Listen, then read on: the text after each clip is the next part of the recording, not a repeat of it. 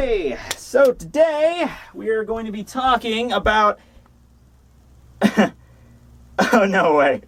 No way, no, we're not doing this. No, is this seriously? Orihime discussion video. Okay, so we're completely out of ideas then. That didn't take very fucking long. I guess every other character in the series has just been explored beyond the point. We've already talked all we could about all these guys, right? So this is completely useless. I mean, I kind of blanked on whenever I made that video talking about the intricate powers of Meninus McGowan's power ability, but I guess we just gotta burn this fucker down, right?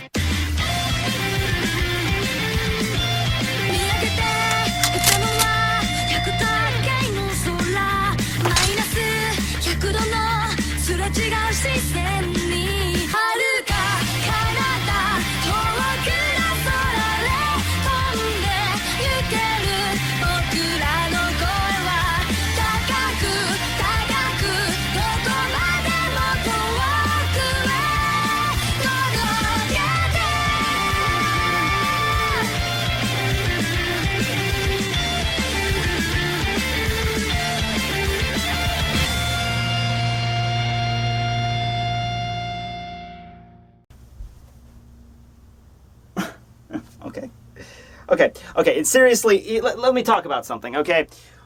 As you can understand, because of how long I've been talking about Bleach, I've honestly heard pretty much every fan theory and complaint that there is about pretty much every character. I mean, I get messages all the time just talking about them. And Orihime is no exception. In fact, Orihime is probably the reason that rule exists, because...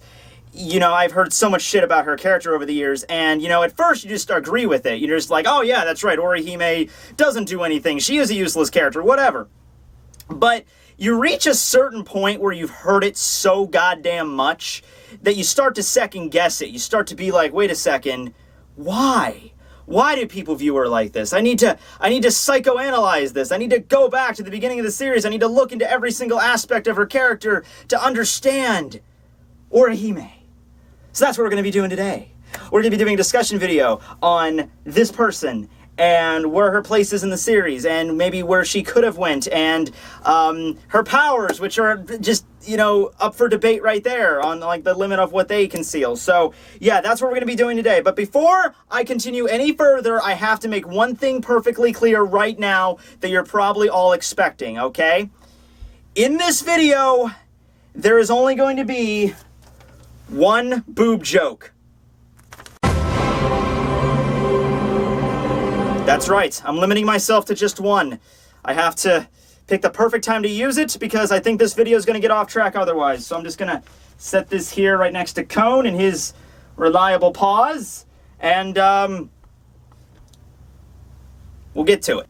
Alright, so let's start with the beginning with this. Let's go back to the beginning of the series, during the Substitute arc, when you can argue Orihime was actually a main character in the sense that she did play a kind of a critical role here in that arc. So at the very beginning of the series, along with Chad, Orihime served as the classmate and friend of Ichigo, and she was also somewhat spiritually aware to the point where she got herself into all those crazy shenanigans, just like Chad did. Like, remember that time when her brother turned into a hollow and tried to rip her face off?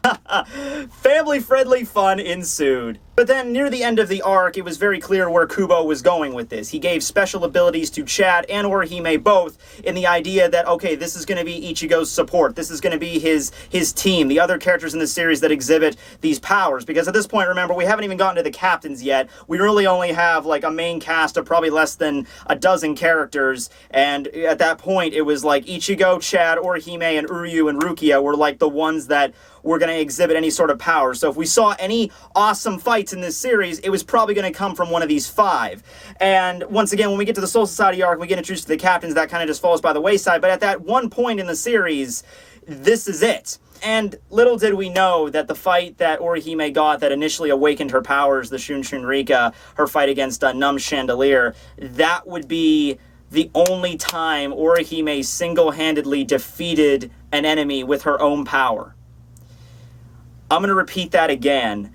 This is the first, last, only time in the entire series Orihime's power manages to defeat an opponent on her own. Like, back then, Hollows were essentially main villains, okay? Like, I know that sounds weird now, but back then, seeing a Hollow was like, oh shit, a Hollow, that's a big deal, you know? Okay, so, yeah, that was relevant. That was relevant back then. So, that's the first and only time that she uses her power to defeat an opponent. But you gotta look at it like, oh, okay, well, her abilities aren't really only focused on attacking. She also has defensive and healing capabilities. And when she went to the Soul Society, it was pretty much, you know, cemented there that she is the healer of the group. So she's like their white mage, and she is very integral. So even though she can't fight on the same level as Ichigo, Chad, and Uryu, she has other abilities that kind of make up for it. And I'm fine with that. I'm completely fine with characters exhibiting healing abilities and maybe not being at the forefront of battle, you know, because not everybody needs to just like, oh, let's go kill the giant enemy by hitting it a lot, you know?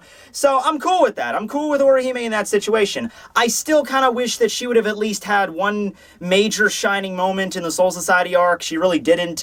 You know, she tried to fight against Jidanbo's brother in the 7th Division, and she just kind of got her ass kicked there, and Uryu had to save her, and that was pretty much all there was for Orihime's character the rest of the arc. The only other things she did was just heal people after the battle was finished and shit like that. That was pretty much all. So I wish she would have gotten one more shining moment, but that kind of cemented what her character is. And it also, we even had a line with Uryu, I believe, that stated, you know, this power, you know, of attacking, that doesn't really suit her. It really focuses more on her healing and defensive capabilities. She's really not one for combat. It just goes against her personality.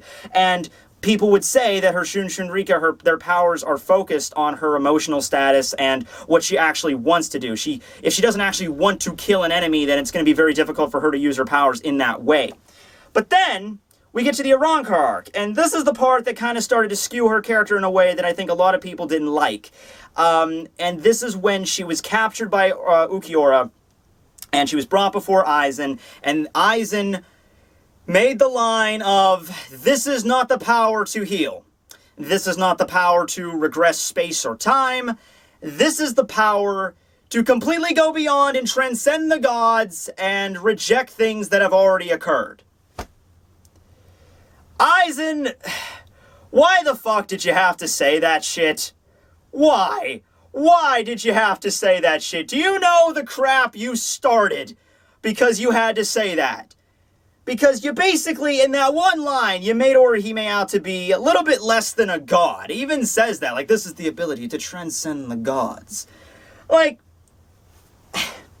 look, if you would have said her ability is to heal in the context of, you know, using her own Reiatsu, so she can heal wounds, but she can't heal life-threatening wounds, and she can't heal something that goes beyond, you know, the normal, you know, limits of her Reiatsu, I'd be fine with that. I'd be completely cool with that. That way, actually, it gives her a reason to get stronger, because she has to get stronger so her Reiatsu can properly heal more, you know, extensive damage. Hey, that's a good idea. I'm fine with that. But, you know, the reason I get so pissed about this and the line that Aizen said about her abilities is that he was basically making them out to be so absolute.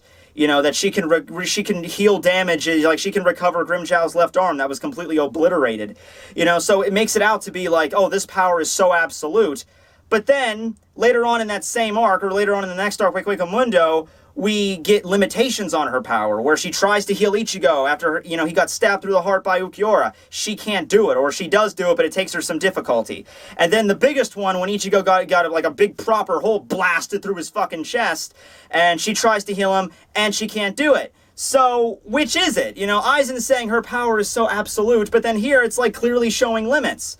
Now, I've heard two explanations about this. I've heard one thing that, you know, she was in such a messed up emotional state that she couldn't properly heal Ichigo, which I don't really believe, because if her powers her abilities are powered by her emotions and shit, I think in that one moment, considering that she's in love with Ichigo, in that one moment when she's Ichigo in front of her, completely, you know, dead, you know, hole blasted through his chest, I can think of no other moment where she would be like, I want to save his life, I want to save his life, please save his life. That's what was running through her mind. I mean, the power of true love should prevail in that situation if that was big of a factor. So I'm not going to throw that as a good reason, that just her emotions or the ability or the crux of her power. And the other explanation I had was that, you know, Ukiura's power was so great. Like the first time, you know, like I think she made a line like, oh, the Reiatsu's so dense around this wound, I can't properly close it. So that was the case. But once again, if it's the ability to go beyond time and space and just reject events, Ryatsu shouldn't be a question at that point. You think it would be transcending to a whole new level. If it was just a matter of healing that was like, I'm trying to heal your wound, but there's so much Ryatsu mixed in, it's conflicting with my Ryatsu, and that's a problem. Fine, I can buy that. But then you have the issue with, like, oh, there's Ryatsu there, but even though I have the ability to go beyond regressing space and time, I still can't heal this wound. And you know what it comes down to? It doesn't come down to anything involving space or time or just regular healing. What it comes down to is if it's beneficial to the plot, if her abilities work. Think about it this way. If Orihime could just simply heal Ichigo after he got his chest blown out by Ukiura, and Ichigo could just stand right back up and go fight Ukiura, then that really wouldn't show much for Ukiura's power. That's what Kubo was trying to showcase, just how strong Ukiura was in Segunde Etapa. If Orihime can just heal it, then that kind of diminishes the impact of that scene. So therefore, her healing powers do not work. It's the same thing why she couldn't just heal the Soul King. If she could just patch up the Soul King, then the whole issue of him dying in Yuha's plan, that would be diminished as well. But that's just her powers, okay? I could go on all day about her powers, and I probably could make just a separate video about that, but just getting to her character now, her actual character, and the evolution that it has made. This is another thing that kind of bothers me. Because at the beginning of the series we had her, she was just like a ditzy character, whatever. It was kind of more comedy back then anyway, so that's fine. But then she gets to the Soul Society and she, tries to actually help Ichigo. And when we finally get to the Arrancar arc, she tries to actually, she matures a bit. She really does at the point in Volume 27 when she willingly gives herself up to Ukiura because she believes that will save her friends. And that's probably the most serious we've seen her character ever. And you can see that Kubo was really trying to spotlight her at that moment when she was leaving to Hueco Mundo. I even think I heard something about somebody saying that Hueco Mundo was supposed to be Orihime's arc. That was supposed to be something that was supposed to showcase her primarily as the damsel in distress to a degree. So that was a very well-written moment, and I really don't have many problems with that, although some Ichirukia fan shippers would include the whole, she comes in the room and says, I love you, Ichigo. Yeah, okay. But that's beyond the point. We get to Hueco Mundo, and then Aizen makes his, bold decree of what her powers really are, and that, whatever. But then we get a moment where it kind of seems to go somewhere with it, where Orihime comes to the realization, I need to reject the Hogyoku until it no longer exists. I need to go, make sure its existence is just poof, so therefore Aizen will be defeated. This is the last time she ever mentions this. This is the last time it ever gets brought up. It's not like Aizen comes up to her and says, "Oh, that was a good idea. Too bad it was, too bad I could see it a mile away." We don't even get any more references to it at this point at all. But more importantly than that was Orihime's attempt to move on beyond just asking Ichigo to save her. It was at this point where she was really trying, when she's sitting in her cell, where she was really trying to, I need to, be my own person. I need to get beyond just asking Ichigo for help, and I need to try to be not being such a burden to him, okay? This is the moment where you think we're going to make some dramatic evolution in her character, some character development here. But then this all just immediately gets fucking railroaded whenever Ukiura Sarawa-Skiris Ichigo out of freaking existence, and Orihime just breaks down crying, asks Ichigo, Kurosaki-kun, he gets back up, Uber Jedi Hollow, and that moment right there, when she's on the ground bawling her eyes out for Ichigo to save her, that's pretty much it. That pretty much just was the last moment her character had any really defining serious moment, because after that she just goes away. The rest of the arc is the captains fighting and then the day aside. She shows up at the end, but that's it. We don't get any big, it's funny, we don't really get any big conclusion for this, because or that was the whole point they went to Hueco Mundo to begin with, to rescue Orihime. Even after they rescue her, we don't get any real big moment between, remember after the end of the Soul Society arc when Rukia and Ichigo had that moment in Kukaku's when the sun was setting, and it was kind of really dramatic, and it kind of capped everything off. We came here to rescue you, Rukia, and we finally rescued you. And you'd think we would get something akin to that with Orihime and Ichigo. Orihime's oh, thank you for rescuing me. I've been so useless, I'm so sorry, or something like that. But we didn't get anything. It was just Orihime shows up at the end, and that's it. They don't talk about it any more further than that. And then we get the Fullbringer arc, and not really much for Orihime in the Fullbringer arc. I mean, she gets, I think, one brief moment where she gets really stern to Riruka, and she's like, I'm going to heal his injuries no matter what. But once again, we don't go anywhere with it. It's like after the memory shit with Tsukishima, we just move on to the fights with the captains and the lieutenants. I mean the captains, lieutenants versus the Fullbringers. There was a relationship with Ruruka kind of going on there, but that wasn't really anything worth noting. And once again, the arc ends without really focusing on Orihime's character in, development at all. Like, did something happen with her character throughout the arc? I don't think so. And then we get to the final arc, which I'll give him credit, Kubo. In the first, I think it was the second chapter of the final arc, we get that epic scene where Ichigo is standing with all his friends fighting on these giant hollows, rescuing Shino and the other kid, Rinosuke, that was his name. And we get Orihime there, like, oh man, she's strong enough to stand with the other guys, but we don't get any explanation on how her powers have grown. We still don't even know the full extent of her powers from the time skip. That time skip happened, what, like 5-6 years ago? Holy shit. I mean, she introduced that one new ability with when she was fighting against Ginjo, but that was it. That was it. That was the last time we got any new ability from her. And then, like, here she is, standing with the team, like, she's, like, one of the most competent fighters. I'm like, look, I'm not going to say I don't believe that. I mean, I'm sure she's gotten stronger over the past 2 years, but you have to show it a little bit of the full extent of what she can do here. And then, okay, so she disappears for the majority of the arc. Then we get her popping back up in Chapter 587 with Chad, sporting the new outfit, which I've gone on and on about that outfit. I mean, I just want to bring it up that I'm pretty sure Kubo just put her in that outfit because that was like the last outfit she's going to wear for the rest of the series. So she's like, well, I'm going to finally show off her boobs. Why not, right? I mean, why else? Why else would Kubo give her that outfit? I'm like, I know in the context of the series, like, Uehara gave it to her because he's kind of a pervert. But, at the end of the day, Kubo could have drawn her in whatever outfit he wanted to. He could have given her a pretty cool outfit. He could have given her the exact same outfit, just enclosing the cleavage. So it's very clear at this point, Kubo just doesn't give two fucks about Orihime. He just wants to draw her tits and just hope that the audience won't notice that she's not very relevant anymore. And then this is where we are right now. And I'm like, if you're watching this right now and you're thinking, like, after we recap everything on Orihime's character, you're like, wow, this character did kind of get thrown under the bus. She could have been pretty badass at some point. But now she's just kind of a joke in the series, in the fandom anyway. And I'll just leave you on this. If Orihime has one battle in this final arc, just one battle, it doesn't have to include just her versus a Stern Raider. It could be her and somebody else, like her and Ganju and Chad versus a particular Stern Raider.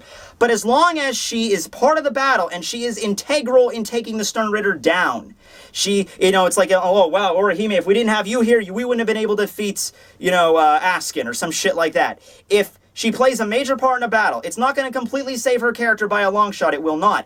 But it will at least give us something. It'll be like, okay, the series ended, and Orihime at least was integral to this battle. She did contribute something battle-wise in the final arc, because it's a shonen manga. It's a battle manga.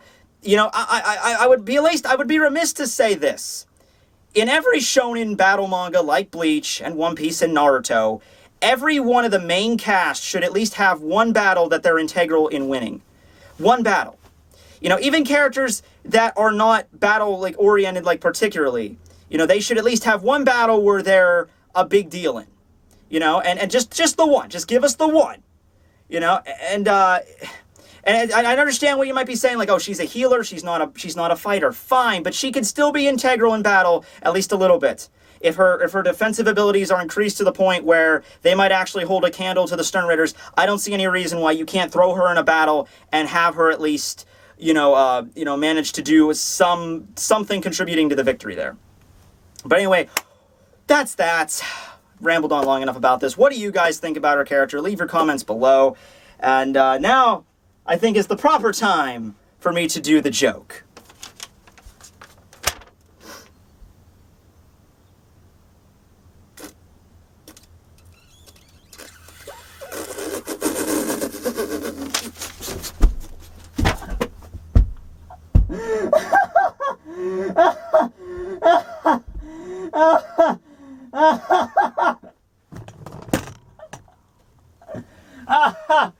Oh, man.